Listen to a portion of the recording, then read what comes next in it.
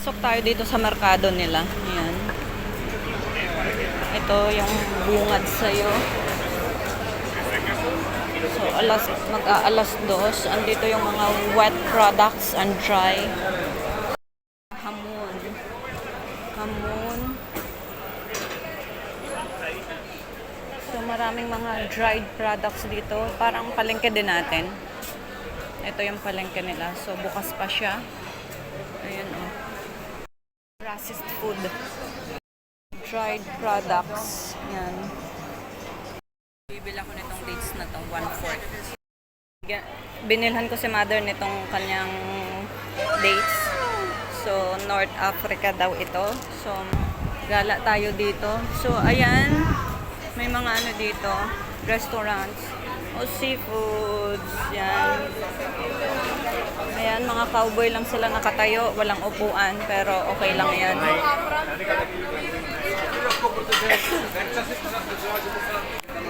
So, ganito dito. Sa loob ng market nila, may mga ano talaga sila kainan, restaurant, inuman, yan.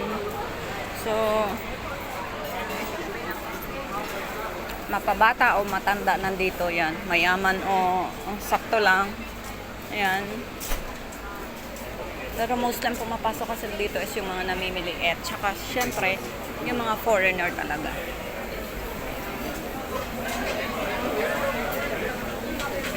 So, dahil ngayon ay oras ng kainan. So, yan, ganyan sila. Oh, ang bango. The grilled. Oh, guys, maaga pa lang. Dahil yung wine nga sa kanila ay after ng kain. Mayroon yan sa mga fish or sa red meat. Sa dessert, mayroon din yung wine. Kaya kasama na yan sa buhay nila na after ng kainan, mayroon silang wine. So, or while having their lunch or dinner, ando na yung wine. So, even dessert, mayroon din, nagwa-wine din sila. So, ayan nga. So, ito, malaki siya. Hindi ko alam kung gaano katanda na ito. So, let's search it later in Google. Kay Google lang tayo aasa sa ganitong mga history ng ibang planeta. So, ayan. Mapa-fresh. Ayan. Fresh na fruits here. Fresh na fruits. Sabi nung aking ka-roommate nung nakaraan, Amerikana siya, mas mura pa rin dito ang magbakasyon sa Europe kaysa sa Amerika. Kaya siya ay pumunta dito ng 2 months. Kaya marami dito guys na mga puti, western. Mga Latin American. Ayan, super daming tao.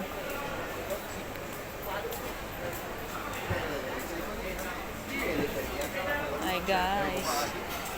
That's a little bit expensive, this one. Have you seen that? It's 16 euro. Pero hindi tayo kumakain. So, dito na tayo. Labas na tayo. Okay. So, ayun yung ceiling niya, napakataas. Kaya hindi siya mainit dito. Yan. The secret para hindi siya mainit ay yung mataas na ceiling at napakalaking pintuan. Yan, ang sarap ng hangin. So, may mga fresh 350.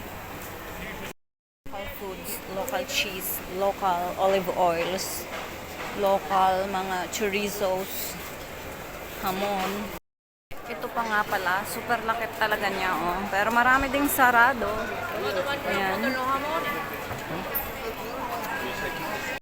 May yung pumapasok na foreigner kaysa mga locals.